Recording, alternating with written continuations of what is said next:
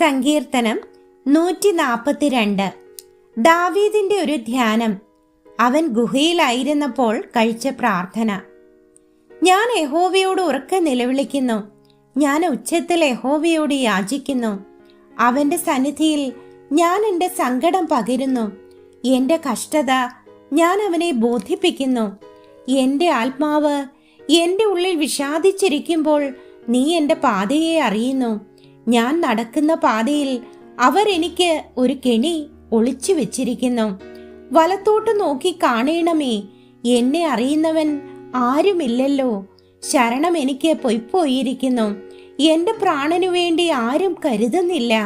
യഹോവേ, ഞാൻ നിന്നോട് നിലവിളിച്ചു, നീ എൻ്റെ സങ്കേതവും ജീവനുള്ളവരുടെ ദേശത്ത് എൻ്റെ ഓഹരിയുമാകുന്നു എന്ന് ഞാൻ പറഞ്ഞു. എൻ്റെ നിലവിളിക്ക് ചെവി തരേണമേ. ഞാൻ ഏറ്റവും എളിമപ്പെട്ടിരിക്കുന്നു.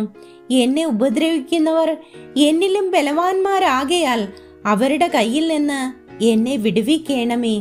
ഞാൻ നിന്റെ നാമത്തിന് സ്തോത്രം ചെയ്യേണ്ടതിന് എൻ്റെ പ്രാണനെ കാരാഗ്രഹത്തിൽ നിന്ന് പുറപ്പെടുവിക്കണമേ. നീ എന്നോട് ഉപകാരം ചെയ്തിരിക്കയാൽ നീതിമാന്മാർ എൻ്റെ ചുറ്റും വന്നുകൂടും.